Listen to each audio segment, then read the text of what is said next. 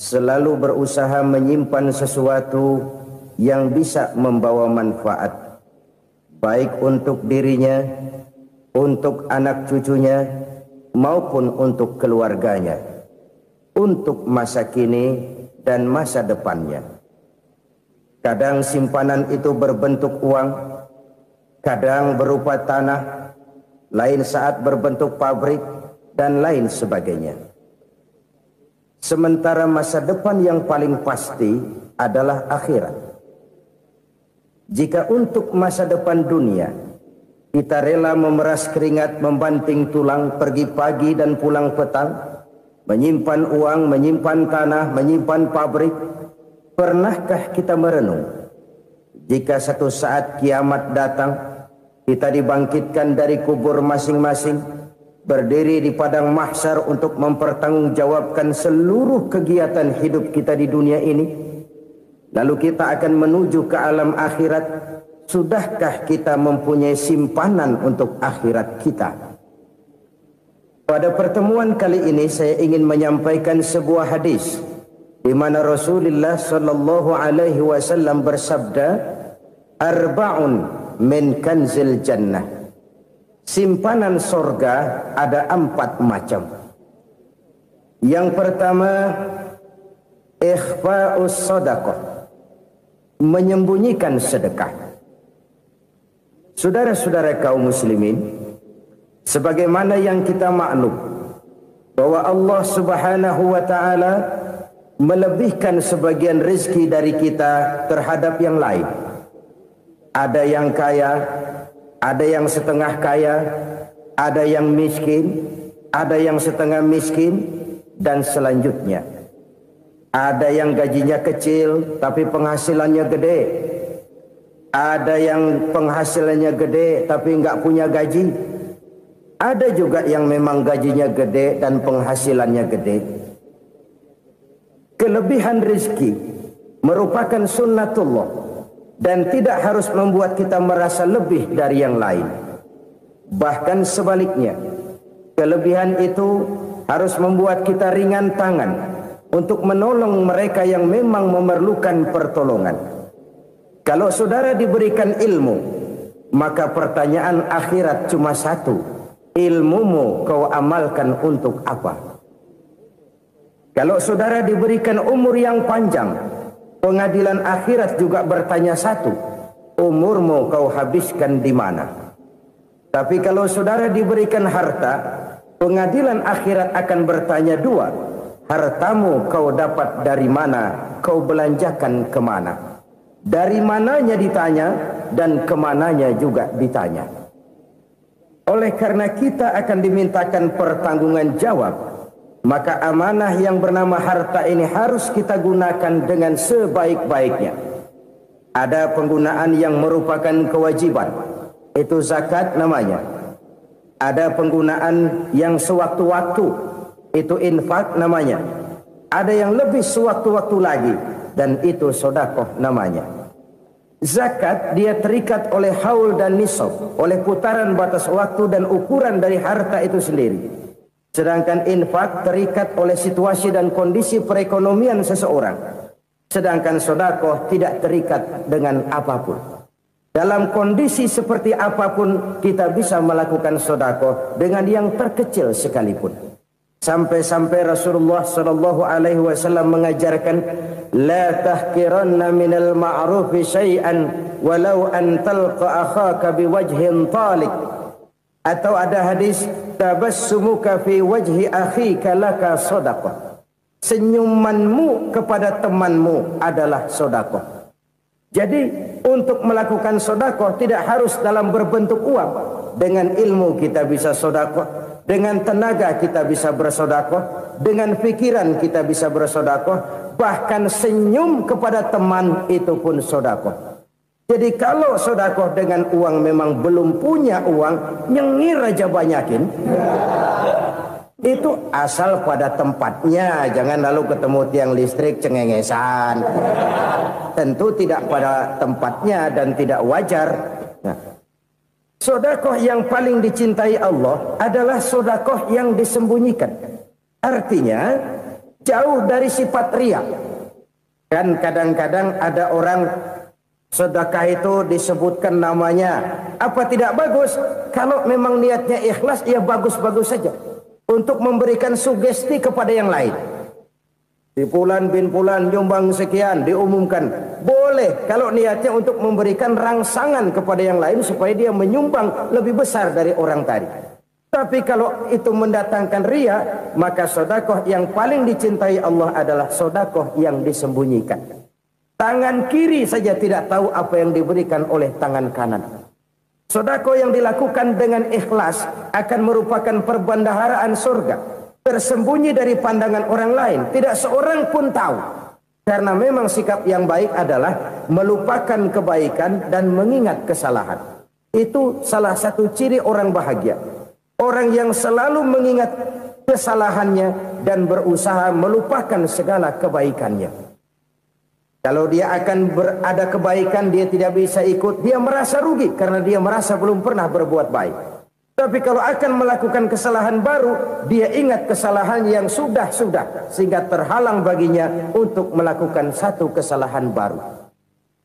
Demikianlah saudara-saudara, bahwa Allah melebihkan rizki sebagian kita dari yang lain, agar terjadi tolong-menolong dalam kehidupan ini. Jadi kesenjangan yang nature, kesenjangan yang alami, itu sunnatullah. Ada yang kaya, ada yang miskin, ada yang kelas menengah. Nah, kenapa lalu sekarang kita berusaha mengentaskan kemiskinan? Oleh karena adanya kesenjangan struktural. Kalau yang kaya bisa semakin kaya, kenapa yang miskin tidak bisa naik jadi ikut sedikit kaya?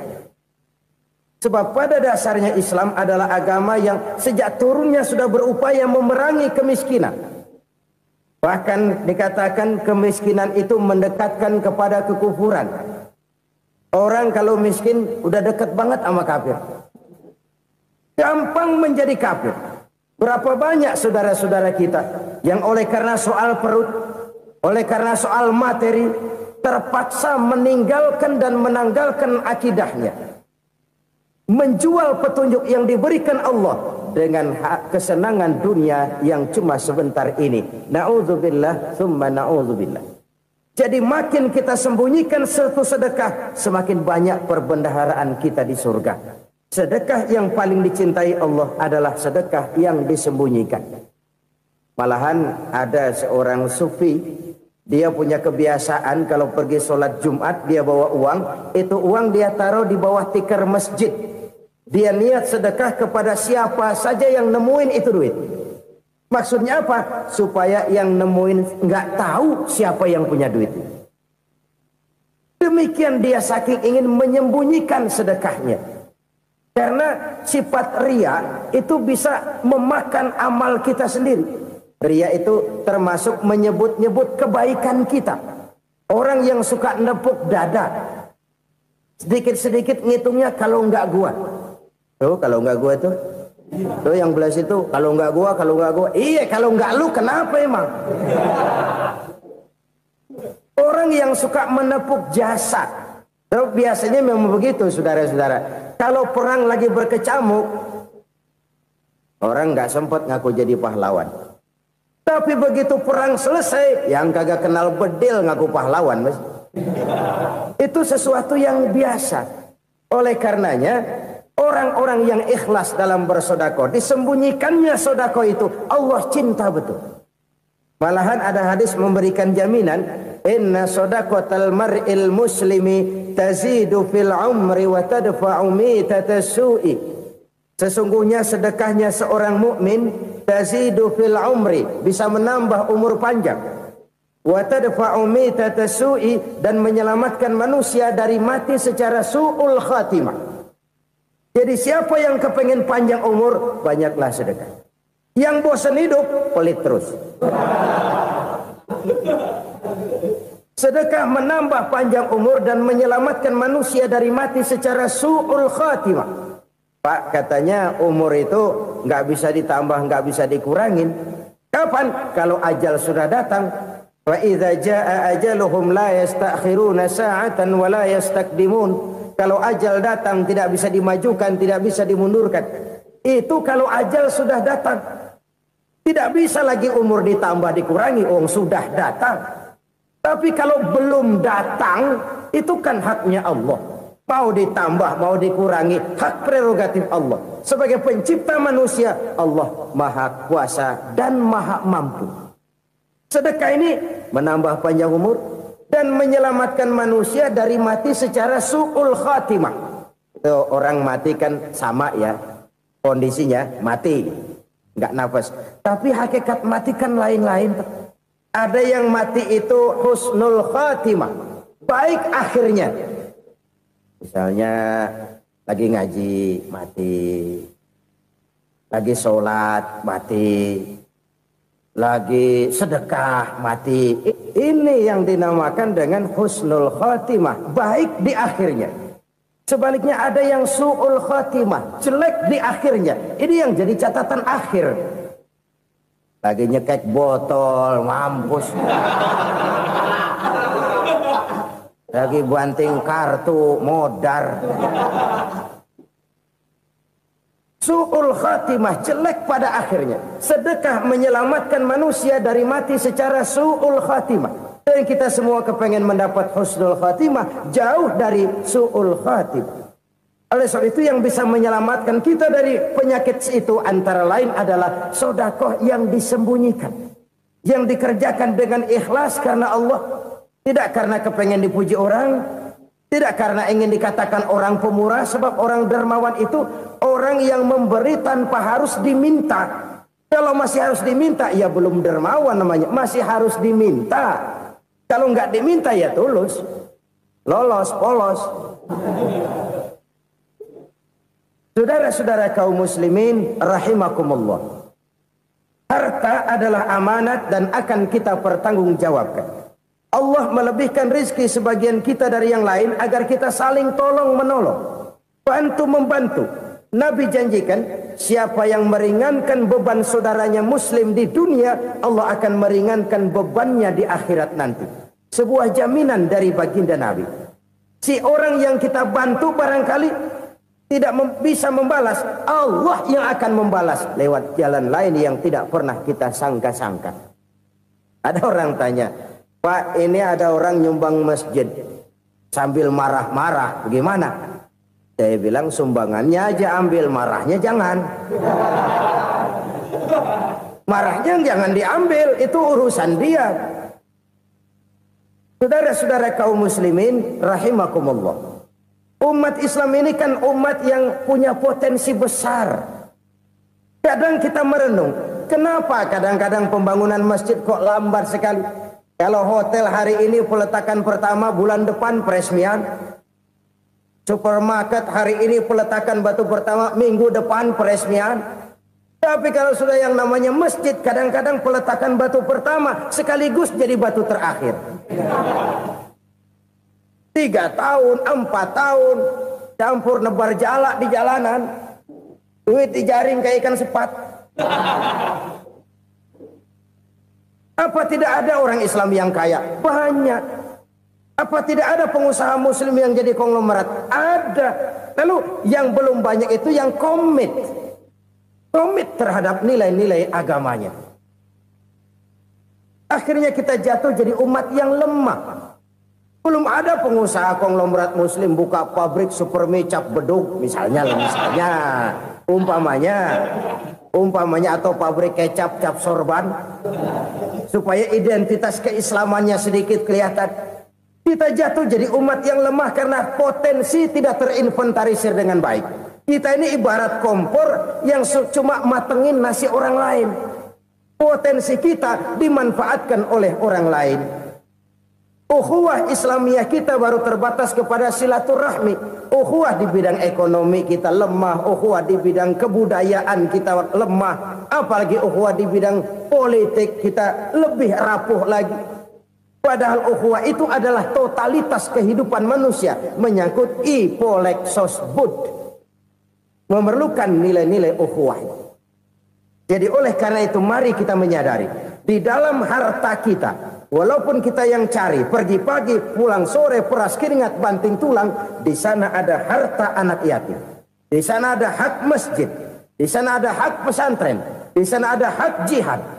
Berbahagialah seseorang apabila dia oleh Allah dijadikan keran. Keran itu menyimpan air, tapi tidak untuk dirinya, tapi disalurkannya kepada mereka yang memang memerlukannya. Saudara-saudara kaum muslimin rahimakumullah, ini yang pertama. Jadi perbendaharaan surga adalah menyembunyikan sedekah. Orang lain nggak tahu, kita pun nggak pernah ngitung-ngitung. Kita anggap lewat begitu saja, padahal itu deposit akhirat. Satu. Yang kedua, perbendaharaan surga itu apa? Wa kitmanul musibah, menyembunyikan kesulitan. Kadang orang takut menghadapi kesulitan, tapi makin kita merenung, hidup ini kan sebenarnya urusan. Takut sama urusan, ya jangan hidup. Tandanya orang hidup itu kalau punya urusan. Urusan melupakan problem. Problem sering menimbulkan kesulitan. Kesulitan bukan untuk ditakuti, tapi untuk diatasi dan dicarikan jalan keluarnya. Siapa sih orangnya yang nggak pernah sulit-sulit? Makin tinggi status sosialnya, makin gede urusannya. Makin tinggi kualitas imannya, makin berat tingkat kesulitannya. Cuma memang yang namanya enak itu seperti pelangi. Biang lala itu nggak pernah di atas kepala kita, di atas kepala orang melulu.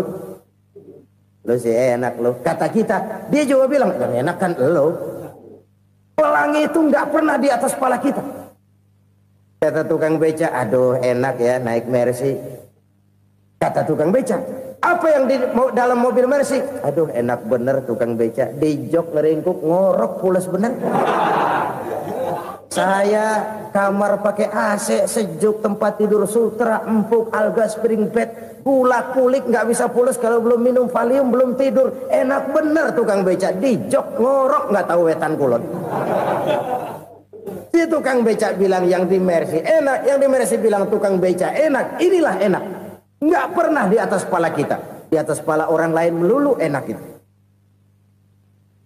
Nah, saudara-saudara, yang merupakan perbendaharaan surga itu orang yang bisa menyembunyikan kesulitan, baik pribadi ataupun rumah tangga. Nih terutama rumah tangga yang jadi soalnya. Kadang-kadang kita ini kalau senang, sebaliknya kalau senang kita diam, kalem aja, cuek. Banyak banget duit kita bawaan, diam aja udah. Malah ketemu orang takut. Tapi begitu susah, sekampung tahu. Padahal Nabi mengajarkan perbendaharaan surga itu menyembunyikan musibah, menyembunyikan kesulitan. Kalau enak, cerita sama orang-orang. Kalau nggak enak, rasain sendiri, tekan sendiri, atasin sendiri. Kita kan sebaliknya. Senang kita diam, asal lagi susah, paling tidak kita nyari teman buat cerita kesusahan. Siapa orangnya yang nggak pernah susah? Cuma soalnya bagaimana kita mengatasi kesusahan itu sendiri. Begitu juga misalnya kalau orang sudah berumah tangga, itu orang tuanya harus menjadi tempat dia cerita yang enak-enak saja. Yang nggak enak rasain berdua, selesaikan berdua, atasin berdua. Jangan dibalik. Asal senang diam, giliran susah saja. Maknya laporan. Terbalik. Bisa menjaga security informasi. Maka nama bayam keluar diem, malah seluitan. Enak amat lo makan daging ayam. Security informasi. Saudara-saudara kaum muslimin rahimakumullah. Ujian yang terberat itu yang pernah diberikan kepada para nabi, para rasul, para aulia, para ulama. Makin tinggi keimanan, makin berat bentuk kesulitan. Ayo saya kemukakan satu contoh saja. Ada seorang nabi yang kaya, nabi kaya, namanya Nabi Ayub. Iblis kalau orang begini kan keki, ibadahnya rajin, kaya. Nih yang kayak begini susah digodain. Kalau ibadahnya rajin, miskin, kali bisa disogok. Sini imannya mantap, ibadahnya rajin, kaya, nabi lagi. Tapi namanya iblis, nggak kurang akal. Laporan, Tuhan, kenapa Les? Ya ini bahasa saya, bahasa Qur'annya sih nggak gitu. Itu hambamu yang namanya Ayub, dia rajin ibadah cuma karena dikasih kaya aja. Coba kasih miskin dia, berhenti dia sembahyang. Ah, kamu bisa aja. Saya tahu Ayub itu hambaku yang ikhlas. Saya buktiin Tuhan, silahkan. Dibuktiin lah, iblis turun ke alamin. Yang mula-mula dia lakukan, dia rusak sawah ladang Nabi Ayub. Dia binasakan binatang ternak Nabi Ayub. Sehingga dalam waktu singkat, jatuhlah Nabi Ayub dari orang paling kaya jadi orang paling miskin. Beliau masih ibadah di mihrab dalam masjid. Datang iblis. Saudara Ayub, ya, lagi ngapain? Ibadah. Nyembah Allah, nyembah Allah. Oh, percuma. Kenapa? Tuhan yang ente sembah nih, dia udah bikin miskin ente. Sawah ladang ente hancur lebur, binatang ternak binasa. Sekarang ente jadi orang paling miskin. Ngapain nyembah Tuhan kayak begitu? Tekor. Udah berhenti dah ibadah, berhenti ibadah. Ini iblis sama Tuhan laporannya lain, yang dikerjakan kepada Nabi Ayub juga lain. Benar begitu iblis, kata Nabi Ayub. Iya, sawah ladang saya habis, buras. Binatang ternak saya binasa, binasa. Saya miskin, bangpak. Apa jawab Nabi Ayub? Bukan innalillahi, ya, ini hebat. Alhamdulillahillazi a'tani wa akhza minni. Segala puji bagi Allah yang telah memberikan harta kepada saya dan sekarang mengambilnya lagi. Alhamdulillah. Allah yang ngasih, Allah yang ambil. Itu mah urusan Allah. Iblis cuman ibadah jalan terus, sujud lagi Nabi Ayub. Iblis seleher gondok banget. Dasar Nabi nggak mempan dia apa-apain. Miskin malah alhamdulillah. Allah yang ngasih, Allah yang ambil. Jadi kalau kita tidak komit, kita tidak terikat kepada kaya, miskin, senang, susah, apa yang bisa bikin kita susah? Jadikan kekayaan, kemiskinan, jadikan senang, susah sebagai anak buah yang bisa kita atur. Jangan kekayaan ngatur kita, jangan kemiskinan ngatur kita. Kita yang harus mengatur mereka. Senang, susah, kaya, miskin, bahagia, sengsara, jadikan itu anak buah yang bisa kita atur. Kalau sekarang kita kaya, lain saat boleh jadi kita miskin, semiskin-miskinnya. Allah yang ngasih, Allah yang ambil. Tenaga mana yang bisa menghalangi? Ibadah jalan terus. Iblis makin gondok. Dasar Nabi loh.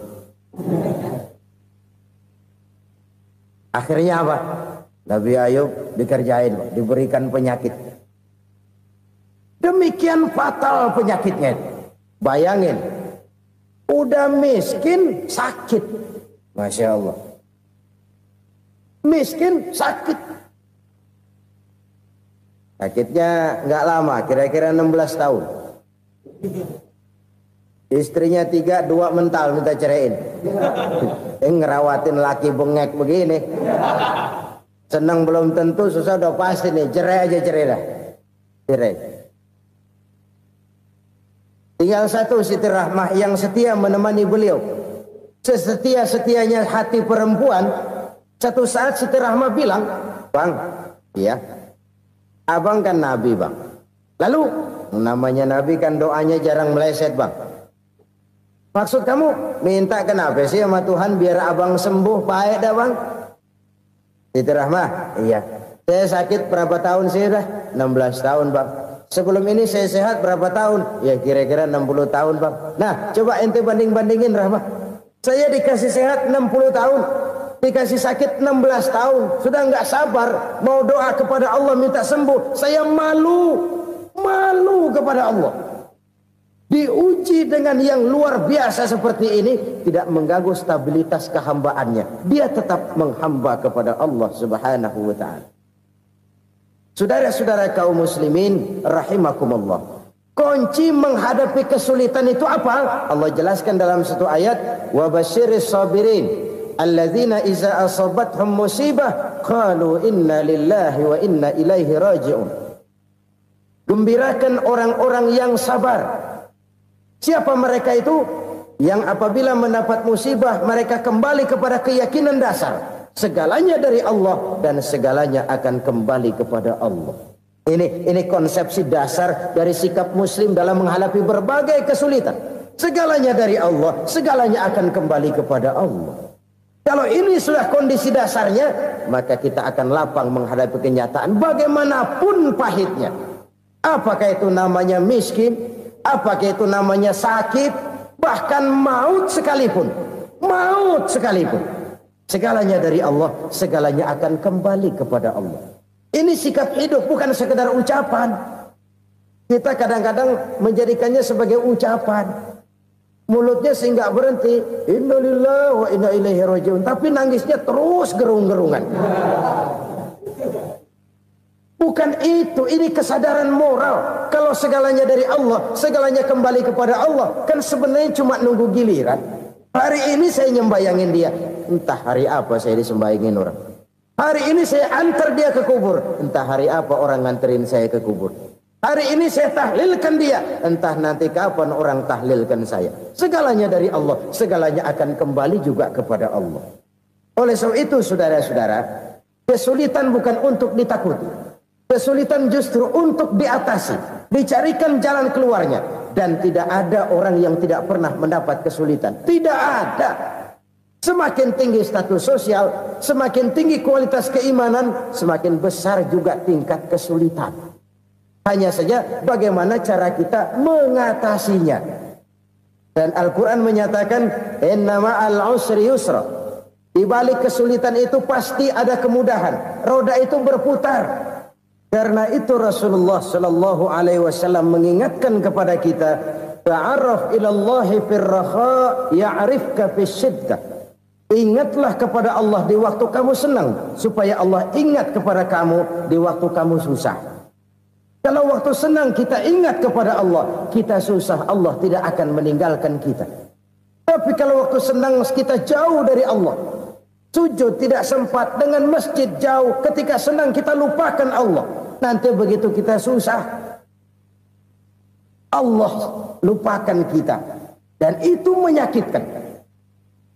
Oleh karena itu orang-orang tua kita dulu bilang, kalau lagi sehat ingat-ingat lu bakal sakit nanti. Kalau lagi kaya ingat-ingat satu saat kita bakal jatuh miskin. Bahkan kalau lagi muda ingat-ingat kita bakal tua. Dan yang terpenting kalau lagi hidup ingat-ingat kita bakal mati. Saudara-saudara kaum muslimin rahimakumullah. Jadi yang kedua yang merupakan perbendaharaan surga, menyembunyikan musibah. Saudara-saudara kaum muslimin rahimakumullah.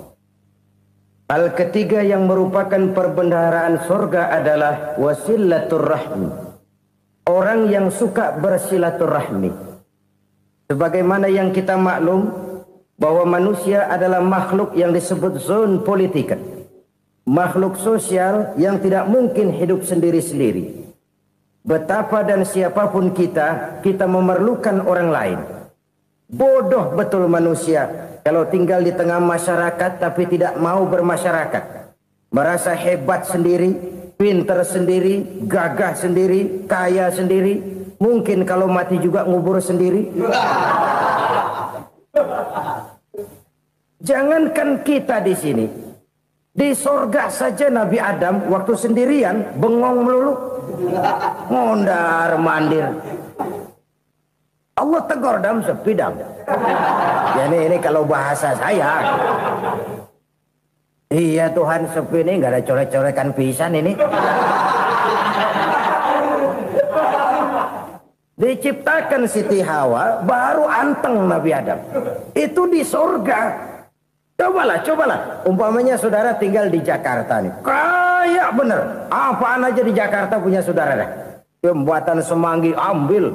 Monas buntel bawa pulang. Hotel-hotel ambil semua. Cuman tinggal di Jakarta sendirian, apa enaknya? Betapa dan siapapun kita perlu orang lain. Tidak ada seorang pun yang bisa memenuhi kebutuhan hidupnya secara sendiri-sendiri. Nah, Islam telah menyelamatkan manusia dari ras diskriminasi. Mengikat manusia dengan persaudaraan yang berlandaskan kepada akidah. Karena itu dianjurkan bersilaturahmi. Bahkan Nabi menyatakan, man arada ayyubsata lahu fi rizqihi wa yunsa'a fi atharihi falyasil rahimah. Siapa yang kepengen diluaskan rezekinya dan dipanjangkan usianya, banyaklah ia bersilaturahmi.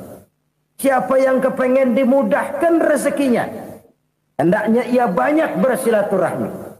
Kalau banyak teman, kesulitan kan paling tidak ada tempat cerita. Udah susah, sendirian kita pikirin diri, nggak ada tempat tukar pikiran. Cepet banget sama bengek. Dilawan sendiri. Nah, secara makro kita bisa berkata, tidak mungkin ada kemenangan kalau tidak ada kekuatan. Tidak ada kekuatan kalau tidak ada kesatuan dan persatuan. Tidak mungkin ada kesatuan dan persatuan tanpa semangat silaturahmi. Kalau umat Islam mau menang, dia harus kuat. Kalau umat Islam mau kuat, dia harus bersatu. Kalau umat Islam mau bersatu, dia harus membudayakan silaturahmi ini. Bahkan sampai-sampai kata Nabi, kalau bisa cari nilai tambah. Apa? Silman qata'ak. Bersilaturahmilah kau kepada orang yang marah denganmu. Masya Allah, indahnya ajaran agama kita. Orang yang marah pun kepada kita, kata Nabi, kalau bisa bersilaturahmilah kepadanya. Kepada orang yang marah itu. Di situ nilai tambah. Cuman jujur nih hadis, ngucapinnya gampang, ngamalinnya yang berat banget. Orang marah sama kita, kita disuruh silaturahmi. Ada apa sama lu? Lu marah, ada gue marahan lagi. Tunggu pikirin. Saudara-saudara kaum muslimin rahimakumullah. Tapi ini yang diajarkan, bahkan ini yang dicontohkan oleh baginda Rasul. Bagaimana begitu mudah, misalnya satu saat Abu Jahal ini ngatur strategi bagaimana bikin Muhammad celaka. Dia gali lubang di depan tempat tidurnya. Dia tutupin daun korma. Terus dia panggil seseorang, ke sini. Kasih tahu Muhammad, pamannya sakit keras, minta ditengokin. Berangkat orang ini ke sana. Muhammad, labbaik. Pamanmu sakit keras, dia minta ditengokin. Baik, saya akan datang menjenguk beliau. Berangkatlah Nabi ke rumah Abu Jahal tanpa prasangka apapun. Abu Jahal udah pasang stil, selimut 3 rangkap setengah dipakai, persis kayak orang meriang. Tapi sembari ngintip dari balik selimut. Begitu Muhammad buka pintu, nah masuk perangkap nih. Muhammad jalan menuju tempat pembaringan. Makin lama makin dekat, makin lama makin dekat, makin dekat ke lubang yang dipasang oleh Abu Jahal itu. Dalam hati Abu Jahal, terus dah jatuh, mampus dah lo ini. Mampus lo hari ini nih. Apa yang terjadi? Malaikat Jibril datang. Muhammad, pamanmu cuma pura-pura sakit. Di depan tempat tidurnya ada lubang perangkap supaya kamu jatuh ke situ. Sudah, kamu pulang. Balik kanan Nabi. Sudah hampir jatuh ke lubang, balik kanan, pulang. Bayangin kecewanya Abu Jahal. Muhammad dikit lagi, Muhammad dikit lagi. Enggak paman, saya pulang aja. Emosi bangun dari tempat tidur, enggak sadar kalau lagi pura-pura sakit. Lompat ngejar Nabi, dia lupa dengan lubang yang dia gali. Serak, nyemplung sendiri ke dalam lubang.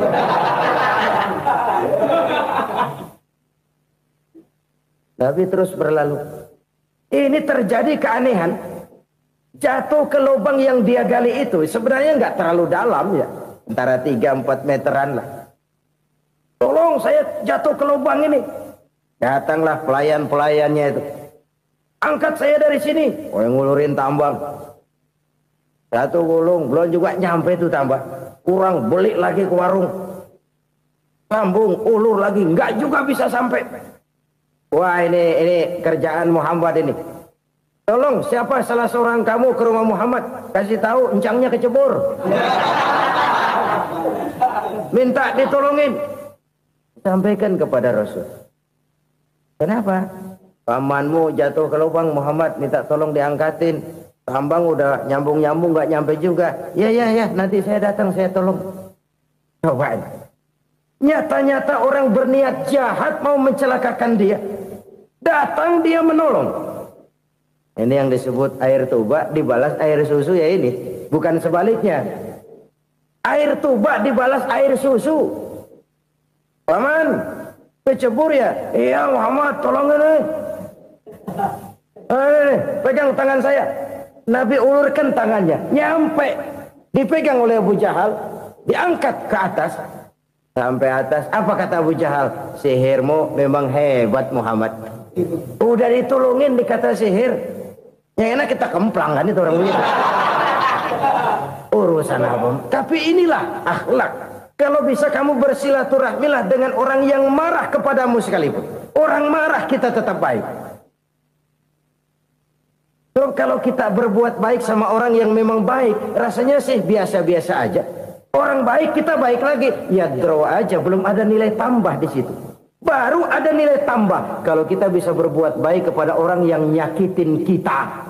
Itu namanya kita setingkat di atas dia. Dia sakitin kita, kita berbuat baik sama dia. Dia pelit sama kita, kita baik sama dia. Dia marahin kita, kita deketin dia. Di situ kita punya nilai tambah. Jadi siapa yang ingin diluaskan rezekinya kata Nabi dan dipanjangkan umurnya, hendaklah ia banyak-banyak bersilaturahmi. Sederhana sebenarnya silaturahmi, tapi silaturahmi membangkitkan semangat kesatuan dan persatuan. Kesatuan dan persatuan melahirkan kekuatan. Dalam matematika 1 ditambah 1 pasti 2. Tapi di tengah masyarakat 1 orang takut ditambah 1 orang takut, hasilnya jadi 2 orang setengah berani. Kenapa setengah berani? Karena udah berdua. Tadi pan takut sendirian. Kalau dia kumpul turu-turu takutlah jadi berani. Kita yang lemah, kita yang tidak berdaya, kita yang miskin, kalau mau kompak bersatu, apa yang nggak bisa kita kerjain? Apalagi tinggal di kota besar, pilihan cuma 2. Bertahan atau minggir. Bertahan atau minggir. Untuk bisa bertahan harus mampu bersaing. Untuk mampu bersaing harus punya keahlian. Keahlian harus ditunjang dengan pendidikan, ditambah oleh kekompakan sebagai umat. Udah miskin mencar mulu, orang injak kita. Orang nggak pandang urusan apa yang malu. Oleh karena itu silaturahmi pada hakikatnya merupakan roh dari ukhuwah yang diajarkan oleh agama kita. Bagaimana Islam menyelamatkan masyarakat manusia dari ras diskriminasi, mengikat manusia, dan tidak ada persaudaraan yang lebih indah selain persaudaraan yang diikat dengan nilai-nilai akidah. Sepanjang orang di jalan Allah, itulah saudara kita. Keluar dia dari jalan Allah, selesailah persaudaraan sampai di situ. Karena itu, kalau ingin menyimpan sesuatu di surga, banyaklah bersilaturahmi. Datang ke rumah ini, datang ke rumah itu, dan lain sebagainya. Itu simpanan kita di akhirat nanti. Ini yang ketiga. Saudara-saudara, yang keempat, perbendaharaan surga itu apa? Wa qawlu la hawla wa la quwwata illa billah. Ucapan la hawla wa la quwwata illa billah. Ibadah kan ada yang berat, modalnya besar. Bangun masjid berat, modalnya besar. Bangun rumah sakit berat, modalnya besar. Ada ibadah yang berat, tapi modalnya ringan. Misalnya puasa. Puasa itu berat, mengendalikan nafsu. Kalau sekedar nggak makan nggak minum sih enteng, mengendalikan nafsu. Itu jihad terbesar, tapi kan modalnya ringan, cuma niat saja. Ini ibadah berat, modalnya ringan. Ada ibadah yang ringan, modalnya juga enteng. Seperti termasuk ucapan la haula wa la quwwata illa billah. Tanpa sadar, la haula wa la quwwata illa billah. Nyelengin tuh di surga. Nyelengin, kita nggak terasa, nyelengin simpenan akhirat. La haula wa la quwwata illa billah. Nyimpen lagi. Kaget, la haula wa la quwata illa billah, nyimpan lagi, banyak simpanan. Walaupun sebenarnya yang dimaksud di sini adalah kesadaran batin bahwa tidak ada daya dan kekuatan kecuali Allah. Itu intinya. Kita memulai pekerjaan disunahkan baca bismillah, kan begitu. Apa itu? Kesadaran moral Bahwa ini saya bisa kerjakan. Saya kerjakan ini dengan menyebut nama Allah. Kenapa? Kalau Allah tidak memberikan daya dan kekuatan, mana mampu saya kerjakan ini. Maka saya kerjakan ini dengan menyebut nama Allah. Bismillah. Kesadaran moral. Manusia hanya wajib berusaha, tapi nggak pernah wajib berhasil. Banyak hal-hal yang kalau kita renungkan secara rasio nggak mungkin. Tapi jadi kenyataan. La haula wa la quwata illa billah. Tidak ada daya dan kekuatan kecuali bagi Allah semata-mata. Kesadaran moral akan kelemahan dan keterbatasan makhluk bernama manusia. Kadang kita kagum dengan otak, tapi kita sering lupa sama yang bikin otak. Padahal bagaimanapun hebatnya otak, yang bikin otak pasti lebih hebat dari otak. Nggak percaya, silahkan otak-otakan. Inilah kecenderungan. Kita kagum dengan pesawat-pesawat mutakhir, bukan main, besi gede banget terbang itu. Alangkah hebatnya. Lalu apa yang bikin otak tidak lebih hebat dari itu semua? Kita puji laut. Apa yang bikin laut tidak lebih hebat dari laut itu? La haula wa la quwata illa billah. Tidak ada daya dan kekuatan kecuali Allah. Apa yang bisa kita lakukan kalau tidak karena daya dan kemampuan yang diberikan oleh Allah kepada kita? Lahirlah sikap tawadu, rendah hati, tidak melonjak menjadi angkuh dan sombong, sadar akan kelemahan dan keterbatasan diri sebagai makhluk yang diciptakan oleh Allah Subhanahu wa taala. Jadi satu sisi ini ucapan yang berpahala, la haula, jadi wiridan. Pada sisi lain ini kesadaran moral, sikap mental, kesadaran batin bahwa yang punya daya dan kekuatan itu cuma Allah. Kita nggak pantas untuk sombong, sebab sombong itu pakaiannya Allah. Kita nggak sedang pakai pakaian Allah, kegedean. Dan makin kita renungi, makin terbentur. Apa sih yang bisa kita sombongin? Kita mau sombong apa? Kaya, pintar, itu kan semua relatif. Di atas langit masih ada langit lagi. Jadi oleh karenanya, marilah kita menyadari. Manusia hanya wajib berusaha, tapi tidak pernah wajib berhasil. Yang berusaha saja tidak wajib berhasil, apalagi yang tidak berusaha. Islam bukan agama orang pemalas yang selesai sholat lalu endelohom, nggelenggem ayem-ayem. Tapi Islam bukan agama orang sombong yang setelah berusaha lalu tidak memerlukan Allah. Kita bisa saja bikin proyeksi, tahun sekian kita bakal panen besar menurut perhitungan otak. Tapi ada kejadian lain. Apa? Tikus ngambek. Habis itu dimakanin tikus, panen gagal. Proyeksi rasional gagal oleh tikus-tikus yang ngambek itu. Bisa saja terjadi. Tahun depan kita panen besar, urung. Kenapa? Musim panas panjang. Dan sekarang ini koran-koran bikin berita musim mengalami penyelewengan. Bukan cuma manusia yang nyeleweng sekarang. Musim pakai nyeleweng. Mestinya kan musim hujan udah selesai, masih hujan-hujan juga. Musim. Nah sekarang kita boleh bikin proyeksi, kita bakal panen besar. Tahu-tahu musim panas panjang, sawah retak, air kering. Cari teknokrat yang paling botak, suruh pendekin tuh musim panas. La haula wa la quwata illa billah. Inilah kesadaran moral. Saudara, saya teringat satu saat ada seorang konglomerat. Umurnya ya kira-kira 70-an. Suatu saat dia ditanya oleh wartawan, "Pak, umur Bapak berapa sih?" "Ya paling 10 tahun." 10 tahun? 10 tahun? Anak Bapak berapa orang? Satu. Satu saja? Satu. Harta Bapak berapa? Ya paling-paling bangsa 7 juta kali. 7 juta? Iya. Pak, kenapa Bapak bohongi saya? Bapak punya buku biografi. Koran-koran, majalah-majalah banyak memuat cerita riwayat hidup Bapak. Saya tahu umur Bapak 70. Kenapa bilang cuma 7 tahun? Saya tahu anak Bapak 8. Kenapa cuma bilang 1? Saya tahu harta bapak miliaran, mungkin triliunan, pabrik di mana-mana, bank di mana-mana. Kenapa bilang uang bapak cuma 7 juta? Nah, kata si konglomerat tadi, kamu benar nak, kamu benar. Umur saya kalau jumlahnya memang 70 nak. Cuman ingat-ingat saya, baru 7 tahun terakhir ini saya sujud. Baru 7 tahun terakhir ini saya berusaha dekat dengan Allah. Saya laksanakan perintahnya, saya jauhi larangannya. 7 tahun inilah rasanya yang ada nilainya di hadapan Allah. Yang 63 tahun matong, kelabu, kelem umur gue. Habis untuk maksiat, untuk munkarat. Maka ketika ditanya tadi, umur saya 7 tahun itu. Oh begitu Pak. Oh iya. Lalu anak Pak. Anak bapak kan 8. Kenapa bilang cuma 1?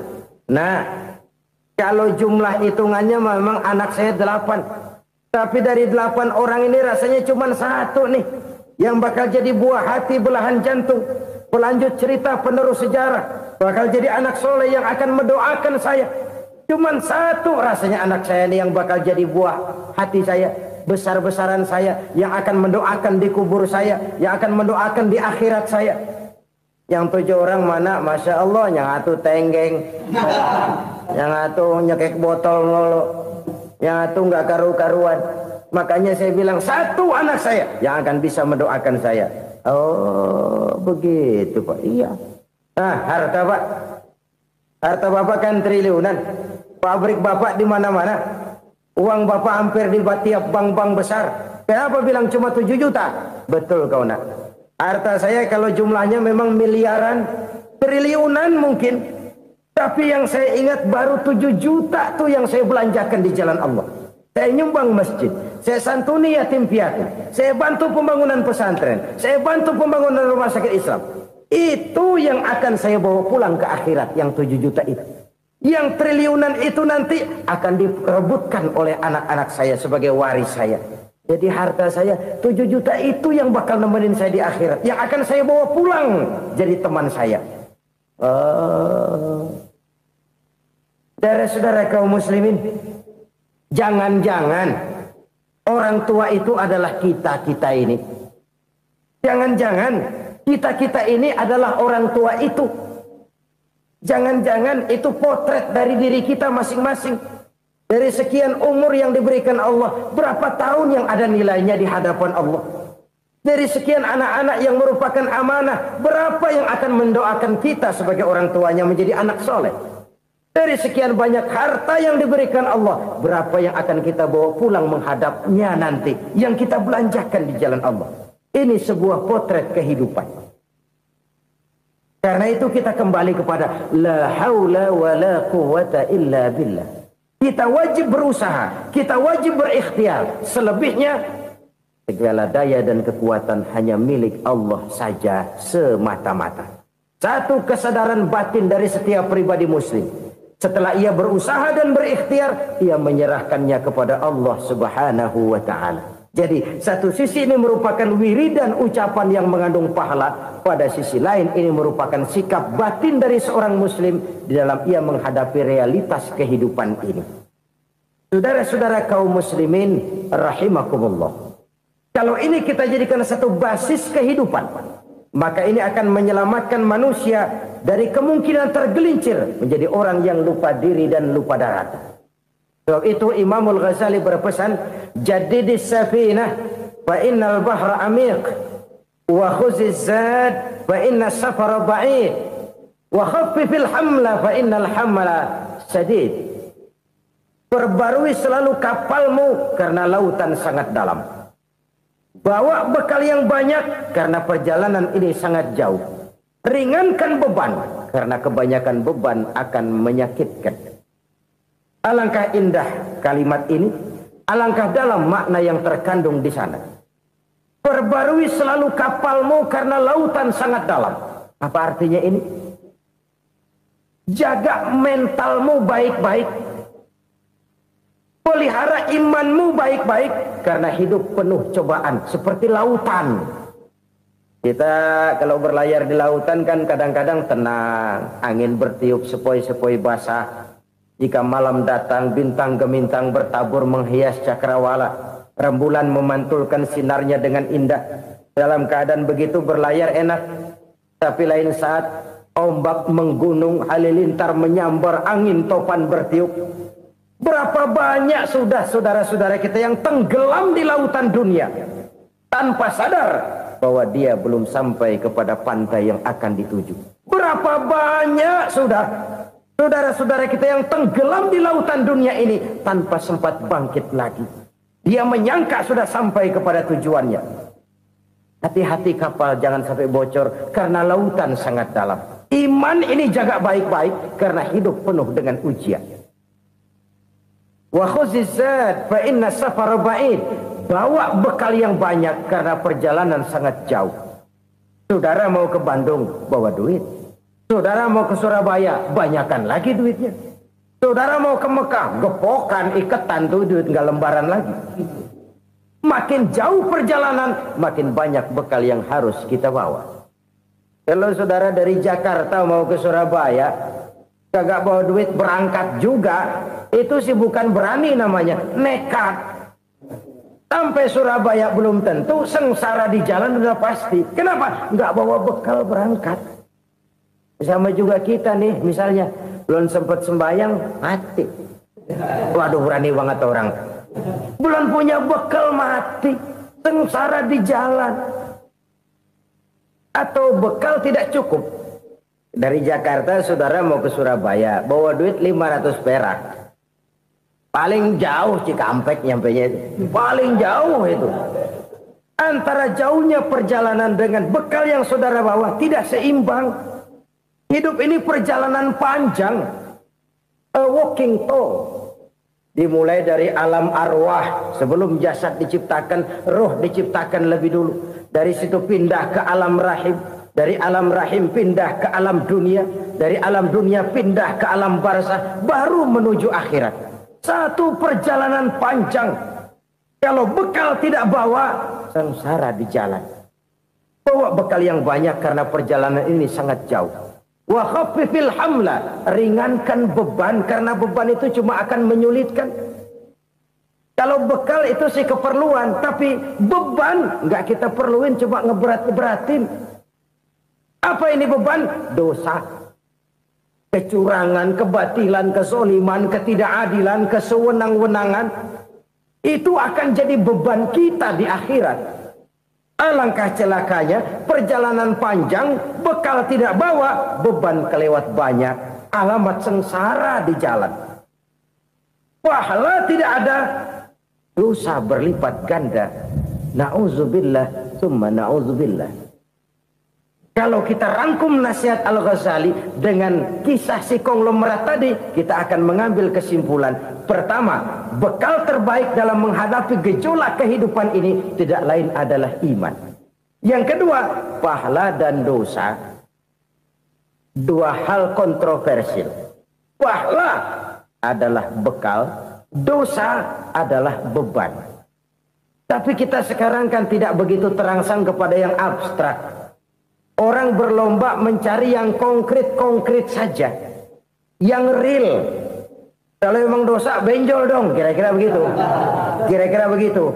Persis orang Yahudi dulu. Orang Yahudi itu kan pernah minta kepada Nabi Musa. Ya Musa, lan nu'mina laka hatta narallaha jahrah. Musa, kami nggak bakal mau beriman kepada Allah kalau belum kami lihat Allah ada nongkrong di depan kami. Kalau memang Tuhan ada, taruh dong di depan kami. Mau yang konkret-konkret saja. Kalau memang dosa, benjol dong. Kalau memang pahala, berasa dong. Orang terangsang kepada yang real, yang konkret-konkret saja. Karena itu, untuk mengejar dosa, orang mau bayar. Tapi untuk mengejar pahala, walaupun tidak bayar, orang segan. Ini yang dikatakan oleh Nabi, kamu mengharapkan ke surga, tapi kamu berat melaksanakan sesuatu yang bisa membawa kamu ke surga. Kamu ingin jauh dari neraka, tapi tiap saat kamu lakukan perbuatan-perbuatan yang justru menjerumuskan kamu ke neraka. Idda'aitum an-najata minan nar wa ramaitum fiha anfusakum. Kamu ingin selamat dari neraka, tapi kamu lemparkan diri kamu ke neraka. Kamu ingin masuk surga, tapi berat sekali kamu melakukan perbuatan-perbuatan yang bisa menyampaikan kamu di surga. Saudara-saudara kaum muslimin rahimakumullah. Jadi hal keempat yang merupakan perbendaharaan surga adalah la haula wa la quwwata illa billah. Satu sisi ini merupakan ucapan yang memperberat timbangan akhirat. Pada sisi lain ini merupakan sikap hidup seorang muslim. Kesadaran batin yang sangat dalam bahwa tidak ada daya dan kekuatan kecuali Allah. Dan itu kita simbolkan pada saat memulai pekerjaan dengan bismillah, dengan menyebut nama Allah. Satu kesadaran moral, saya hanya bisa melakukan ini karena diberikan daya dan kekuatan oleh Allah. Lahirlah sikap tawadu, rendah hati, tidak melonjak menjadi angkuh dan sombong. Saudara-saudara, sampai sini dulu jumpa kita kali ini. Semoga 4 perbendaharaan surga ini dapat kita lakukan, yang kelak akan merupakan bekal kita di kemudian hari nanti. Amin ya rabbal alamin. Bapak-bapak, ibu-ibu, saudara-saudara kaum muslimin rahimakumullah. Di dalam kehidupan kita sebagai seorang muslim, minimal 5 kali dalam sehari semalam kita mendengar seruan untuk mendirikan solat yang disebut azan. Ada kalimat menarik di dalam kalimat azan itu, yakni seruan hayya 'alal falah, marilah menuju kepada keberuntungan, marilah meraih kemenangan. Seruan ini adalah kecenderungan dari setiap manusia, apapun warna kulitnya. Artinya, setiap orang dalam hidup selalu ingin meraih dan mencari kemenangan. Kemenangan akan melahirkan kepuasan batin, dan kepuasan batin memberikan kebahagiaan. Sedangkan kekalahan melahirkan penderitaan batin, dan penderitaan batin menjerumuskan seseorang di dalam berbagai bentuk kerugian. Jikalau inilah seruan azan, maka masalahnya ialah apa yang menyebabkan kita meraih kemenangan. Al-Quranul Karim memberikan tuntunan dan ajaran kepada kita bahwa orang-orang yang memperoleh kemenangan itu tidak lain adalah orang-orang yang bertakwa. Hanyalah mereka yang bertakwa kepada Allah Subhanahu wa ta'ala pada akhirnya akan tampil sebagai pemenang. Lalu siapa orang yang bertakwa itu? Dijelaskan dalam awal-awal Al-Baqarah, orang yang bertakwa yang akan meraih kemenangan. Pertama, allazina yu'minuna bil ghaib, yaitu orang-orang yang beriman kepada yang gaib. Percaya bahwa ada alam yang gaib, alam yang abstrak, alam yang tidak bisa dijangkau oleh salah satu daripada panca indera kita. Mereka percaya dan beriman kepada adanya malaikat, beriman kepada adanya iblis dan jin, beriman kepada adanya alam kubur, beriman kepada adanya alam mahsyar, beriman kepada adanya alam akhirat, beriman kepada adanya surga dan neraka. Beriman bukan cuma sekedar beriman dalam ucapan bibir saja, tetapi beriman yang nilai iman itu mampu mewarnai gerak dan gaya hidupnya. Iman yang meresap sampai ke tulang sumsum, kemudian memberikan dampak positif di dalam kehidupan manusia. Alam, kita tahu, adalah sesuatu yang selain Allah, dan Allah bukanlah alam. Apapun namanya selain daripada Allah, itu adalah alam. Alam pada hakikatnya terbagi menjadi 2. Ada alam syahadah, alam nyata, alam konkret, alam yang bisa dijangkau oleh salah satu indera kita.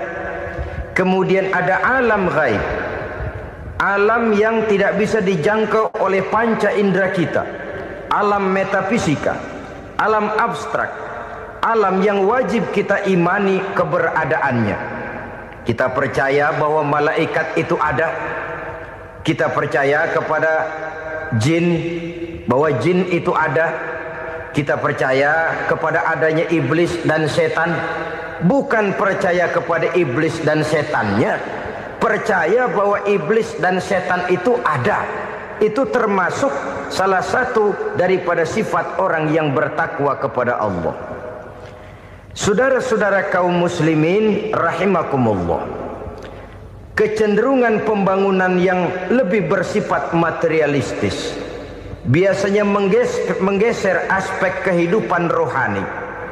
Orang berpikir empiri, dan dalam pola pikir yang demikian maka alam gaib tidak lagi mendapat perhatian.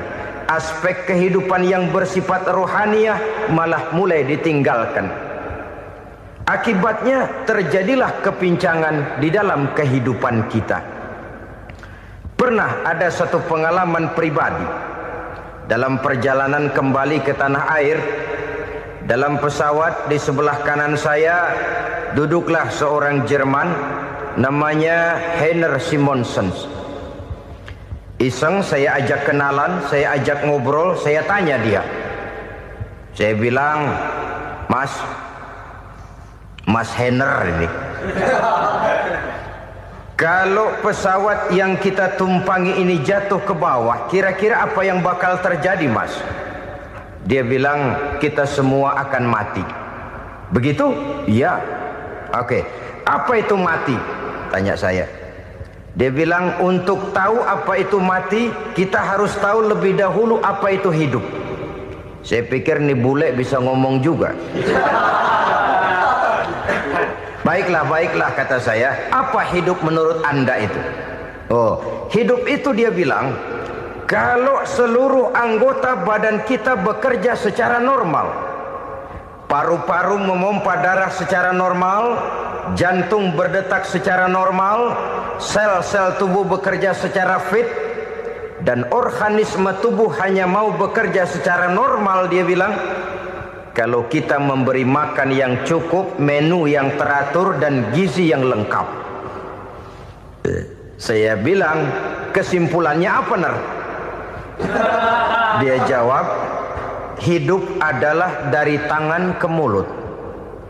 Life is from the hand to the mouth, kata dia. Hidup adalah dari tangan ke mulut. Jadi masalah hidup tidak lebih daripada masalah isi perut. Orang pergi pagi, pulang sore, peras keringat, banting tulang, perut yang dibelain. Saya bilang, you are wrong. Sampean salah, Ner. Kamu orang Islam bukan? Bukan. Pantas. Kenapa saya salah? Dia bilang, ya jelas salah. Salahnya di mana? Kamu ini manusia. Kalau hidup cuma dari tangan ke mulut, saya bilang, kambing di kampung saya juga begitu pikirannya, Ner. Itu kambing di kampung saya, asal perutnya kenyang, sudah hidup dia. Perkara besok bagaimana, lusa prospeknya macam mana, bulan depan ada apa, kambing nggak pernah mikir. Di kampung saya kambing juga pikirannya begitu. Kamu Kristen ya? Tadinya. Loh kok tadinya, lalu apa sekarang kamu ini? Dia bilang, sekarang saya netral. Saya tidak beragama, tapi saya percaya kepada Tuhan sebagai pencipta alam. Saya ingat benar dia bilang, I haven't any religious, but I believe to God as the creator of the world. Kenapa bisa netral begitu, Ner? Habis saya bingung katanya. Islam bilang Islam baik, Kristen bilang Kristen baik, Hindu Buddha bilang Hindu Buddha baik, semua agama baik. Saya netral sekalian, nggak beragama. Yang penting saya percaya kepada Tuhan. Saya bilang, Ner, kamu ini kayak orang mau beli celana. Lalu bingung, yang satu bilang Levi's bagus, yang satu bilang Blue Jean hebat, yang satu bilang Wool England hebat. Celana ini hebat, celana itu bagus, celana ini hebat. Semua celana bagus, kamu bingung. Akhirnya netral, tidak pakai celana. Itu juga salah.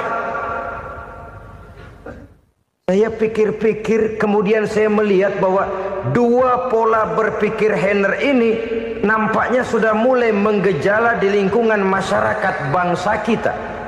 Disadari atau tidak, secara jujur kita harus berkata, dua pola pemikiran Heiner ini mulai berkembang di tengah masyarakat bangsa kita. Pertama, pola pikir materialisme. Hidup adalah dari tangan ke mulut. Masalah hidup tidak lebih masalah isi perut. Itu yang perlu dibela, dan disitulah arti kehidupan. Pergi pagi, pulang sore, peras keringat, banting tulang untuk mempertahankan perut. Kalau sudah kemari cara orang berpikir, maka buat apa percaya kepada yang gaib? Untuk apa sholat? Untuk apa puasa? Untuk apa zakat? Untuk apa menghadiri majelis taklim? Tanpa kepercayaan kepada yang gaib, hidup berjalan menurut alur empiris dan materialis. Kalau sudah ke sana cara orang berpikir, biasanya orang lalu cenderung menghalalkan segala cara. Hanyalah orang yang percaya bahwa akhirat ada. Hanyalah orang yang percaya bahwa alam kubur itu ada. Hanyalah orang yang percaya bahwa malaikat itu ada, hidupnya akan lebih terarah dan terkendali. Karena kepercayaan kepada yang gaib, yang merupakan fase daripada kehidupan setelah hidup yang sekarang ini, mewarnai gerak pribadi seseorang di dalam dia melakukan kegiatan hidupnya. Pola berpikir materialisme, disadari atau tidak, mulai menggejala di lingkungan masyarakat bangsa kita. Hidup tidak lebih dari urusan tangan ke mulut, mulut ke tangan, tangan ke mulut. Asal perut sudah kenyang, hiduplah sudah. Perkara bagaimana prospek hari yang akan datang, bagaimana akhirat tidak jadi persoalan. Ini yang oleh Nabi diperingatkan, ad-dunya sijnul mu'min wa jannatul kafir. Dunia adalah penjara bagi orang beriman dan surga bagi orang kafir. Dulu di zaman Belanda hadis ini pernah disalah tafsirkan, disalah artikan, digunakan sebagai senjata untuk mengkebiri dan membuat impoten umat Islam. Sudahlah umat Islam gak usah macam-macam, kata Belanda. Dunia ini kan penjara buat orang Islam, surga buat orang kafir. Di penjara jangan bertingkah.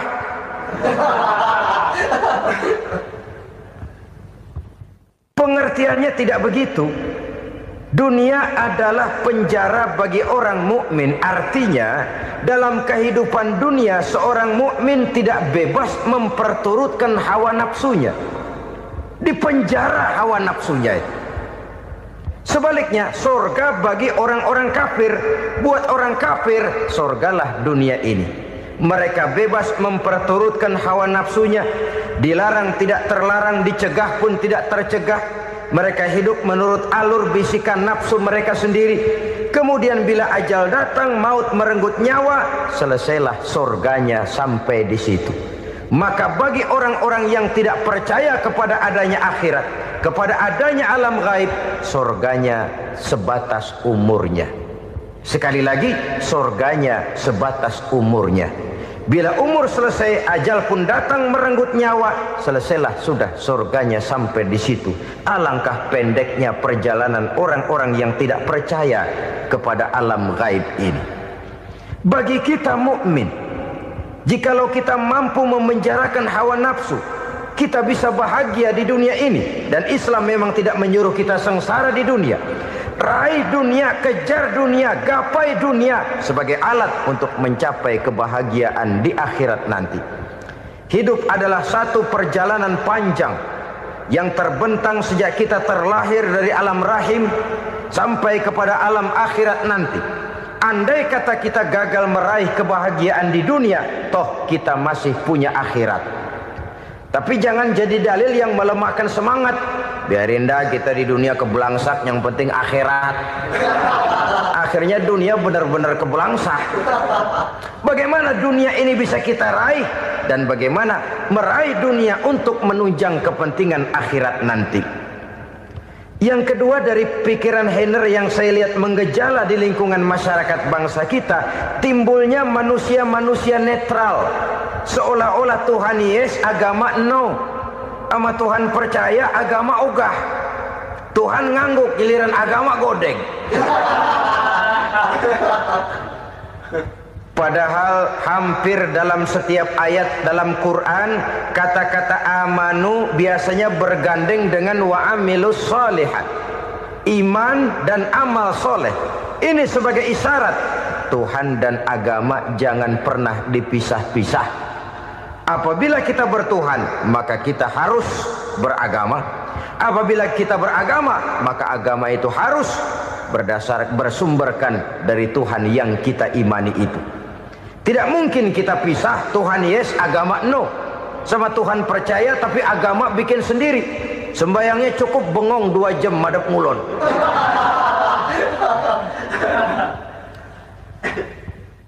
Saudara-saudara kaum muslimin rahimakumullah. Jadi dengan demikian, agama yang kita akui merupakan unsur mutlak di dalam pembangunan sekarang ini, merupakan bagian dari kehidupan yang menuntun kita bahwa di balik alam nyata ini, di balik alam syahadah ini ada alam gaib. Dan mudabbir, murabbi, yang mengatur, yang menguasai, yang memelihara baik dia alam nyata, baik dia alam gaib, tidak lain adalah Allah Subhanahu wa ta'ala. Di sana ada satu super power, satu maha kekuatan yang kita perlu bersandar kepadanya. Sebagai makhluk nyata yang hidup di alam nyata, berbuatlah secara nyata sebagaimana harusnya kita berbuat. Karena Islam jelas bukan agamanya orang pemalas. Islam jelas bukan agamanya orang yang mengajarkan setelah selesai sholat boleh duduk, nggelenggem ayam-ayam, ndelohom, menghitung bintang di langit sambil menunggu keajaiban. Tidak. Islam adalah agama yang mengajarkan apabila sholat sudah selesai kamu kerjakan, bertebaranlah di permukaan bumi, cari karunia Tuhanmu. Jangan hidup berpangku tangan menunggu keajaiban. Karena hidup bukan undian. Jangan berharap untung besar tanpa mau peras keringat. Tapi di sebalik itu toh kita juga harus yakin bahwa di sisi usaha nyata yang kita lakukan ada satu super power, satu maha kekuatan gaib yang menentukan berhasil dan tidaknya usaha kita. Kepercayaan kepada hal semacam inilah yang mendorong kita untuk mempunyai sandaran vertikal, agar jikalau usaha ini berhasil, kita tidak lupa diri dan lupa daratan. Jikalau usaha ini gagal, kita tidak putus asa dan buruk sangka, tidak cupik pandangan dan sempit hati, tapi mampu melihat persoalan dengan kacamata putih sambil husnuzon kepada Allah Subhanahu wa ta'ala. Kita percaya malaikat itu ada. Ada yang namanya raqib dan atid, mengawasi gerak hidup kita sampai kepada gerak hati kita. Ini memberikan sugesti agar kita berhati-hati. Tidak sejengkal tanah pun kita bisa berlindung dari pengawasan raqib dan atid. Ada munkar nakir yang akan menyoal kita di alam kubur. Ada malaikat Malik, penjaga neraka. Ada malaikat Ridwan yang menjaga surga. Kita percaya kepada adanya jin, kita percaya kepada adanya setan, iblis. Percaya kepada adanya, bukan mempercayai si setan, si iblis lalu menjadikannya sebagai teman. Tidak. Percaya bahwa mereka itu ada dan merupakan makhluk Allah yang gaib, yang diciptakan Allah Azza wa Jalla. Kepercayaan kepada alam gaib memberikan motivasi terhadap gerak lahir manusia, sehingga dengan motivasi kepercayaan kepada yang gaib, gerak lahir jadi lebih terarah, jadi lebih terpelihara. Pernah seseorang bertanya, "Pak, apakah adanya akhirat bisa dibuktikan secara ilmiah?" Saya bilang tidak bisa, tidak bisa. Kenapa? Karena yang berangkat nggak pernah pulang kemari lagi. Kalau dia pulang kemari bisa kita tanya bagaimana enak di sono. Cuma secara moral saya katakan, lebih beruntung orang yang percaya kepada akhirat daripada yang tidak. Sekarang saudara percaya akhirat ada, lalu saudara baik-baik di dunia, sholat, puasa, zakat, menolong orang lain, menebarkan kebajikan. Saudara mati, andai kata akhirat tidak ada, toh dalam hidup saudara sudah berbuat baik. Paling tidak nama saudara akan dikenang sebagai orang baik. Sebaliknya, saudara percaya, kata saya, bahwa akhirat tidak ada, lalu hidup semau-maunya, tenggelam dalam maksiat dan munkarat, menentang Allah, tidak mau ruku dan sujud, lalu saudara mati, kemudian akhirat ada, ayo mau apa? Bekal tidak punya. Jadi secara moral lebih beruntung orang yang percaya kepada adanya akhirat daripada yang tidak percaya. Dan itu alam gaib yang tidak bisa dibuktikan secara eksat. Jangankan untuk membuktikan seperti itu, dalam kehidupan sehari-hari saja yang kita rasakan tidak selalu berbentuk toh. Angin, bagaimana sih bentuknya angin? Kita tidak tahu. Merah, buktinya kalau dikerok merah. Yang merah itu kulit, yang kulit kita bukan anginnya. Sakit, rasa sakit itu ada, tapi bagaimana bentuk sakit? Kita nggak pernah tahu. Kalau kita makan cabai pedas, bagaimana bentuk pedas itu tidak ada, tapi rasa ada. Bentuk pedas hijau, cabenya bukan pedasnya. Tidak semua yang kita rasakan bisa kita gambarkan dalam bentuk yang konkret. Oleh karena itu, sekali lagi bahwa kepercayaan kepada alam yang gaib mampu memberikan satu sugesti yang menata kehidupan seseorang lebih lurus, lebih terarah, dan lebih terkendali. Maka wajar kalau kepercayaan kepada yang gaib mengantarkan seseorang untuk meraih kemenangan. Kenapa? Dia percaya kepada yang gaib, bahwa akhirat ada, bahwa alam kubur ada, bahwa pertanggungan jawab itu ada. Maka dia lalu tidak hidup saenae udele dewe itu loh. Tidak hidup menurut seleranya sendiri, terarah, teratur. Ini cirinya yang pertama, orang bertakwa yang akan meraih kemenangan, mereka beriman, mereka percaya kepada yang gaib. Bahkan hal-hal konkret saja selalu berangkat dari yang gaib. Saudara-saudara, para remaja, para pemuda sekarang ini tidak pernah tahu toh siapa yang akan jadi teman hidup saudara. Kita bisa saja ngerancang, mentargetkan, tapi toh akhirnya yang namanya jodoh bukan kekuasaan kita. Rezeki di luar kemampuan kita. Begitu juga ajal. Maut, jodoh, ajal adalah contoh-contoh konkret bahwa pada akhirnya yang gaiblah yang menentukan. Bertahun-tahun ngelancong, emang jodoh seret, nggak jadi.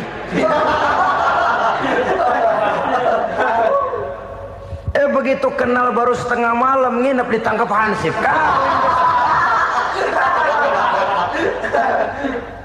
Hal-hal semacam itu kadang-kadang kita berpikir suuzon, gile, perempuannya cakep banget, lakinya rebek amat. Memang begitulah jodohnya.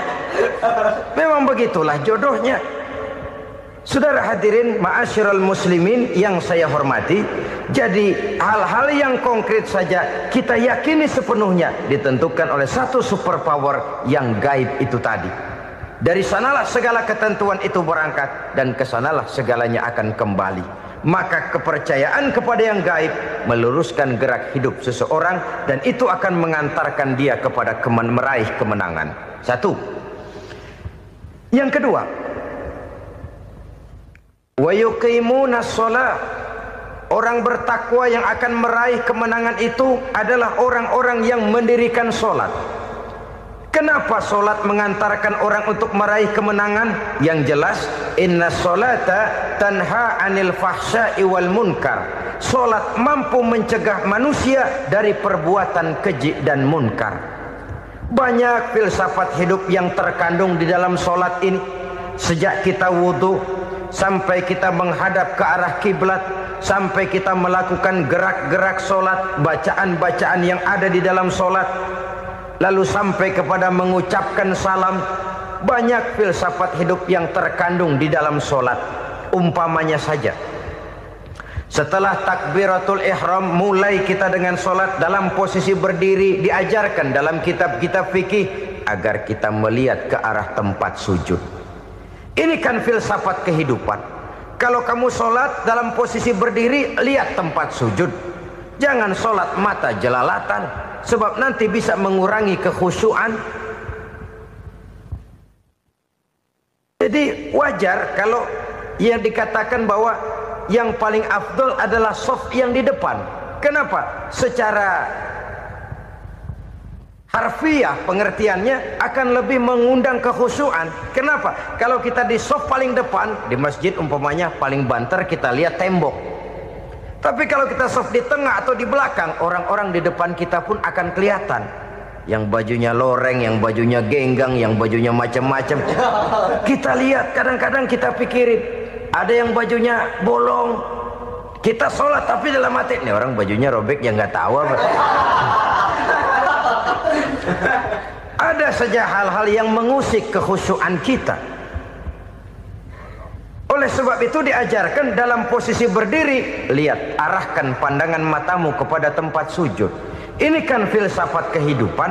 Maksudnya apa? Kalau lagi diri lihat dong tempat sujud. Kalau udah di atas ingat dong sama yang bawah. Kalau sudah tinggi ingat dong dari mana kamu berangkat. Kalau sudah berkuasa bantu dong yang lemah. Kalau sudah kaya santuni dong yang miskin. Kalau sudah alim bimbing dong yang awam. Ini filsafat kehidupan. Dalam posisi berdiri kau lihat tempat sujud. Ini akan melahirkan kepekaan sosial di mana seseorang mau tahu kepada orang lainnya. Bagaimanapun kaya kita, tinggi pangkat dan jabatan kita, jikalau hidup hanya untuk kepentingan perut sendiri saja, rasanya belum membawa manfaat di dalam kehidupan kita. Tapi efek yang tertinggi sesungguhnya, sholat mencegah manusia dari perbuatan keji dan munkar. Perbuatan keji dan munkar walaupun kelihatannya mendatangkan uang, membawa keuntungan, tapi itu keuntungan semu, keuntungan sementara. Dengan menipu orang lain kita bisa dapat untung, tapi tidak membawa berkah. Dan itu adalah kerugian besar dalam kehidupan kita. Maka untuk meraih kemenangan harus dimulai dengan membentuk kepribadian yang tegar, memiliki sandaran vertikal yang langsung kepada Allah Subhanahu wa ta'ala. Dan itu hanya bisa kita tempuh melalui jalur ibadah formal yang sudah ditentukan Allah, yakni sholat yang 5 waktu. Untuk memperkuat itu ada sholat-sholat sunnah, rawatib, nawafil sebagai terminal-terminal kontrol cadangan untuk memelihara stabilitas temperatur batin di dalam kita berhubungan dengan zat yang maha gaib, yaitu Allah Subhanahu wa ta'ala. Orang sering bertanya, Pak, itu tetangga saya nggak sholat, duitnya nggak habis-habis, Pak. Nggak sholat tapi mobilnya tambah terus. Nggak sholat tapi usahanya makin maju. Tapi di sisi lain ada orang yang rajin sholat, rezekinya butak bener. Anaknya mana kurus, mana korengan. Saudara hadirin ma'asyiral muslimin rahimakumullah. Harus saya katakan bahwa sholat memang bukan untuk cari duit. Sholat adalah sandaran vertikal kita kepada Allah. Sedangkan soal rezeki itu berkaitan dengan sifat Allah maha pengasih dan maha penyayang. Allah maha pengasih, siapapun dikasih kalau mau usaha. Allah maha penyayang, tidak semua orang disayang oleh Allah Azza wa Jalla. Dan belum tentu banyak harta itu merupakan nikmat. Mungkin juga istidraj. Artinya istidraj itu dikasih tapi diambulin, kalau bahasa Betawinya itu. Dikasih tapi diambulin, itu bukan merupakan nikmat sesungguhnya, lebih merupakan azab dari Allah Subhanahu wa ta'ala.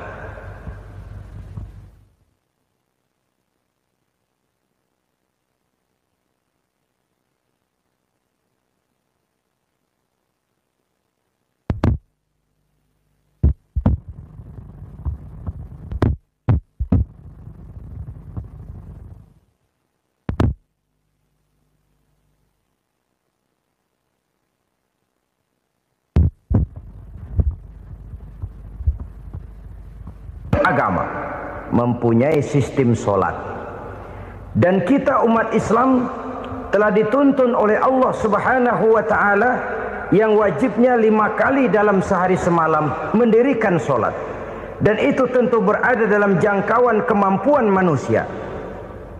Pada awalnya barangkali kita memang merasa solat itu satu kewajiban, tapi semakin kita hayati makna, manfaat dan filsafat yang terkandung di dalam ajaran solat, semakin sampai kita kepada keyakinan bahwa solat adalah keperluan kita. Sehingga pada waktu tertentu dinilai puncaknya, kita tidak lagi akan berkata saya wajib solat, tapi kita akan berkata saya perlu solat. Kalau kita sudah merasakan itu adalah keperluan kita, nah di sanalah kita baru akan merasakan ruginya kalau hal itu tidak kita laksanakan. Sepanjang kita masih berkata saya wajib sholat, kita akan lebih merasakan dia sebagai beban ketimbang sebagai keperluan. Yang jelas Allah tidak memerlukan ibadah yang kita laksanakan ini. Dengan kata lain, andai kata satu dunia penuh ini orang tidak ada yang sholat satu pun, Allah tidak akan turun dari jabatan Tuhan. Jangan lalu berpikir kalau kita ngambek se-RW kagak sembahyang Tuhan tekor kali ini ya. Tentu tidak. Itu perlunya kita, bukan perlunya Allah.